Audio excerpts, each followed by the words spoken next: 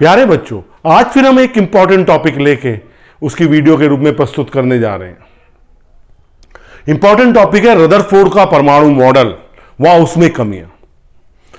Rutherford वो वैज्ञानिक था जिसने प्रोटॉन की क्या किया था, खोज की थी सन 1902 में। प्रोटॉन की खोज ने परमाणु क्या जो संरचना थी उसको बहुत बदलाव दिया, क्योंकि सन 1900 में जे थॉमसन ने जब इलेक्ट्रॉन की खोज की थी तो हमें पता चला था कि परमाणु में एक ऋणात्मक कण होते हैं, लेकिन रदरफोर्ड की खोज ने क्या किया कि इसमें एक धनात्मक कण होता है जो कहां पे स्थित होता है, नाभिक में। जो रदरफोर्ड का परमाणु मॉडल था वो अल्फा प्रकीर्णन प्रयोग पे आधारित था। जो अगर कोई बच्चा वीडियो पहली बार देख रहा है, इसका संपूर्ण अध्याय परमाणु भाग 1 में आपको पूरी प्रैक्टिकली मतलब पूरा वीडियो मिल जाएगा। अब हम आते हैं टॉपिक में। रदरफोर्ड का परमाणु मॉडल था क्या। रदरफोर्ड ने अल्फा कणों की बमबारी करी थी एक बहुत पतली, किसकी, सोने की पत्ती पर। उस प्रकीर्णन प्रयोग के आधार पर उसने एक मॉडल दिया था, उसे कहा जाता है रदरफोर्ड का परमाणु मॉडल। रदरफोर्ड के परमाणु मॉडल में क्या मेन टॉपिक थे, क्या गुण थे, वो हम बताने जा रहे हैं आपको। पहला पॉइंट, परमाणु का समस्त द्रव्यमान तथा समस्त घनावेश परमाणु के केंद्र के बहुत छोटे भाग में स्थित होता है, संकेंद्रित होता है। स्थित होता है मतलब संकेंद्रित होता है, जिसे नाभिक कहते हैं। इसने पूरा सही बताया था, बोलता परमाणु का संपूर्ण द्रव्यमान तथा घनात्मक आवेश परमाणु के केंद्र के एक छोटे से भाग में संकेंद्रित रहता है। जिस भाग में संकेंद्रित रहता है उसे परमाणु का नाभिक कहते हैं, और इसका आकार फर्मी में होता है, मतलब 10⁻⁻15 मीटर ऑर्डर होता है। दूसरा,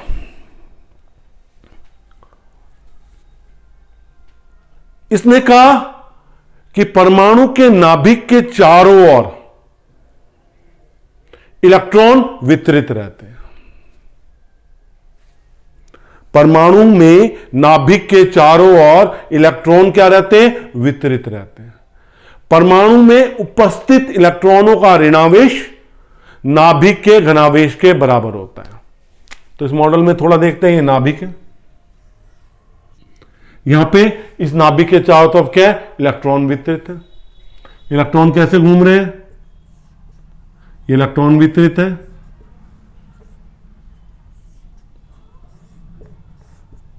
ये इलेक्ट्रॉन वितरित है आपके, ये किस तरह से घूम रहे हैं, इस तरह से घूम रहे हैं।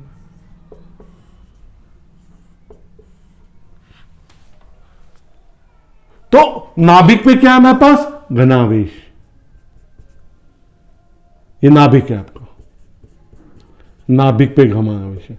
ये क्या है, सारे जो घूम रहे हैं वो क्या है, इलेक्ट्रॉन। ये सारे क्या है आपके, इलेक्ट्रॉन।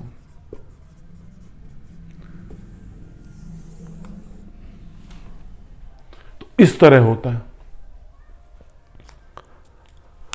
अच्छा, एक चीज और होती है, ये कहते हैं कि जो इलेक्ट्रॉन नाभिक के चारों ओर घूम रहे हैं वो किसी कक्षा में तभी घूमते हैं जब उनके पास अभिकेंद्र बल होता है। इलेक्ट्रॉन नाभिक के चारों विभिन्न कक्षाओं में घूमते हैं, नाभिक के चारों चक्कर लगाते हैं। किसी भी चीज को किसी बिंदु के चारों ओर घूमने के लिए एक बल की आवश्यकता होती है, उसे कहते हैं अभिकेंद्र बल। यह अभिकेंद्र बल रदरफोर्ड ने बताया नाभिक और इलेक्ट्रॉन के बीच आकर्षण बल से प्राप्त होता है। यह बल किसके बीच में, नाभिक और इलेक्ट्रॉनों के बीच आकर्षण बल से प्राप्त होता है। फिर चौथा पॉइंट यह कहता है कि जो परमाणु में जो इलेक्ट्रॉन है वो स्थिर नहीं रहते। ठीक है, वो उसमें क्या होता है, बोलते हैं इनके बीच में आकर्षण बल जैसे जैसे होता है ना आकर्षण बल, किस किस कारण होता है? नाभिक और इलेक्ट्रॉन के बीच में होता है जो आकर्षण बल होता है। और इसमें एक चीज और बताई कि जो नाभिक का साइज है, जो नाभिक का साइज है वो परमाणु के साइज की तुलना में नगण्य है। तो इसका मतलब जो संपूर्ण द्रव्यमान हमने पहला पॉइंट बताया था, जो संपूर्ण द्रव्यमान है वो केंद्र पे है और केंद्र के चारों ओर का स्थान क्या है? रिक्त है।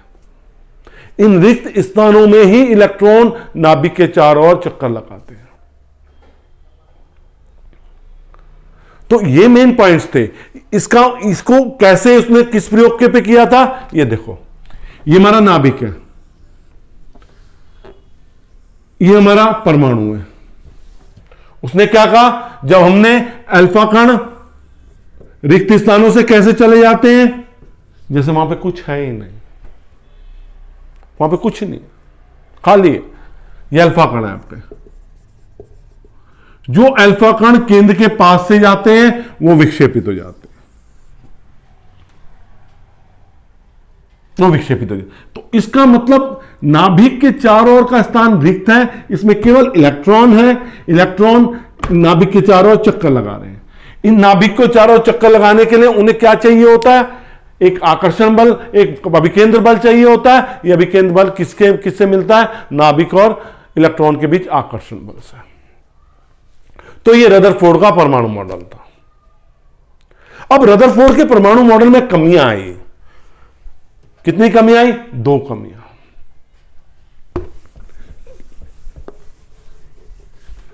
जो कमियां थी वो किस किस के लिए थी? उसने परमाणु के स्थायित्व को नहीं एक्सप्लेन कर पाया था।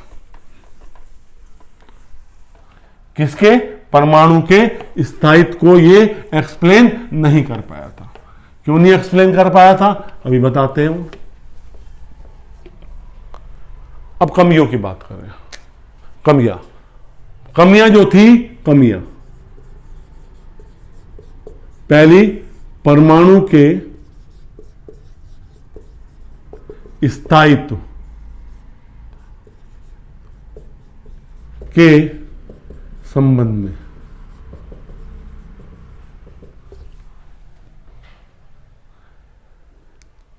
ध्यान से सुनना मेरी बात। हमारा इलेक्ट्रॉन नाभिक के चारों ओर घूमता है, नाभिक के चारों ओर घूमता है। विद्युत गति विज्ञान क्या कहता है?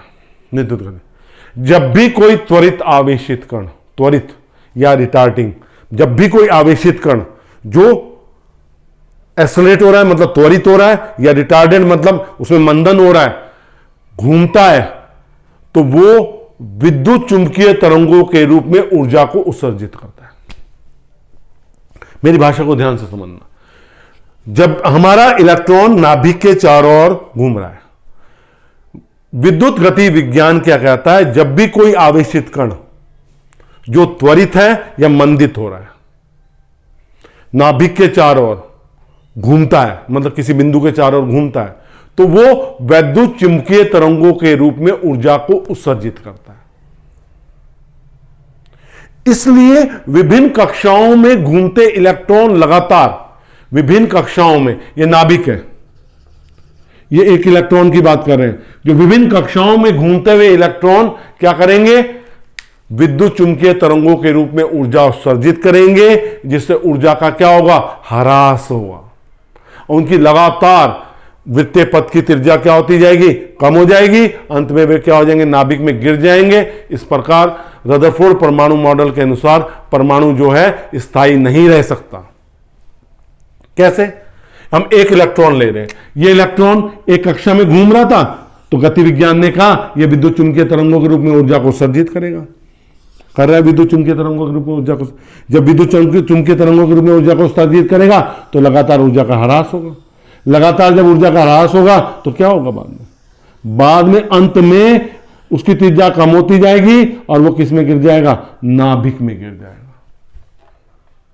किस में गिर जाएगा? नाभिक में गिर जाएगा और परमाणु का स्थायित्व नहीं रहेगा।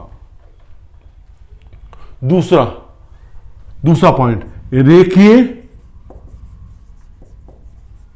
स्पेक्ट्रम की व्याख्या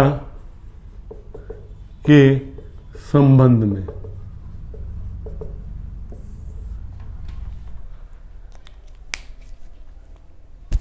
इस मॉडल में यह कहा कि इलेक्ट्रॉन नाभिक के चारों ओर किसमें घूम रहा है? ये इलेक्ट्रॉन है, नाभिक के चारों विभिन्न कक्षाओं में घूम रहा है और लगातार ऊर्जा को उत्सर्जित कर रहा है। किसके रूप में? वैद्युत चुंबकीय तरंगों के रूप में। तो वैद्युत चुंबकीय तरंगों के रूप में जब घूम रहा है तो इसका स्पेक्ट्रम कैसा होना चाहिए? सतत, कॉन्टिन्यूअस जिसे कहते हैं, कॉन्टिन्यूअस, सतत होना चाहिए। परंतु यह सतत ना होकर क्या होता है? सतत नहीं है। जो अगर हम एक सिंपल हाइड्रोजन एटम की बात करते हैं, वो सतत ना होकर क्या है? रेखीय स्पेक्ट्रम है। अर्थात सतत स्पेक्ट्रम क्या होता है? लगातार, ऐसे लगातार स्पेक्ट्रम होगा। और रेखीय स्पेक्ट्रम क्या है? कुछ लाइनें दिखाई दे रही है। तो इसका मतलब क्या हुआ? परमाणु सारी की सारी ऊर्जा को वैद्युत चुंबकीय तरंगों के रूप में लगातार उत्सर्जित नहीं कर रहा है। सभी आवृत्तियों की वैद्युत चुंबकीय तरंगें उत्सर्जित नहीं कर रहा है। वो केवल कुछ निश्चित आवृत्ति की तरंगें ही उत्सर्जित कर रहा है, ना कि इस कारण से हमें क्या मिलती है? कैसा मिलता है? लाइन स्पेक्ट्रम मिलता है। फिर समझिए, हमने पहले नियम में बताया कि इलेक्ट्रॉन नाभिक के चारों विभिन्न कक्षाओं में चक्कर लगा रहा है और जो विद्युत गति विज्ञान के अनुसार, क्योंकि आवेशित कण है, ये जब त्वरित हो या मंदित हो तो वैद्युत चुंबकीय तरंगों के रूप में ऊर्जा को उत्सर्जित करेगा। तो इसका मतलब लगातार इसकी त्रिज्या कम हो रही है, लगातार ऊर्जा का ह्रास हो रहा है, तो ये इसको सभी आवृत्तियों की वैद्युत चुंबकीय तरंगें उत्सर्जित करनी चाहिए। इस कारण स्पेक्ट्रम कैसा होना चाहिए? सतत होना चाहिए। परंतु परमाणु का स्पेक्ट्रम सतत ना होकर रेखीय होता है, उसमें बहुत बारीक लाइनें दिखाई देती हैं। इन रेखाओं में एक निश्चित आवृत्ति होती है, इसलिए परमाणु से केवल कुछ निश्चित आवृत्तियों की तरंगें ही उत्सर्जित करता है, ना कि सभी आवृत्तियों की। इसकी व्याख्या करने में रदरफोर्ड क्या रहा? असफल रहा। बच्चों, ये एक इंपॉर्टेंट टॉपिक है, मैंने इसे आपको बहुत डिटेल में समझाया। इसी तरह साधारण सरल भाषा और डिटेल में समझाने की कोशिश में लगातार जारी रहेगी। अगर कोई बच्चा पहली बार वीडियो देख रहा है, बेटे इकाई 1 से इकाई 9 तक के संपूर्ण अध्याय वीडियो के रूप में उपलब्ध है, आप देखिए। कोई क्वेरी है, मेरी ईमेल आईडी पे क्वेरी भेजिए। आपको कोई वीडियो नहीं समझ में आ रही, उसे दोबारा वीडियो में रिप्रोड्यूस करके पूरे दोबारा बना के दोबारा उसको वीडियो पर दूंगा। तो बेटे, अगर मेरा पढ़ाना पसंद आ रहा है आपको, वीडियो को लाइक कीजिए ना, शेयर भी कीजिए अपने साथियों के साथ, और सब्सक्राइब नहीं किया है तो मेरे चैनल को सब्सक्रिप्शन तो बनता है ना। धन्यवाद।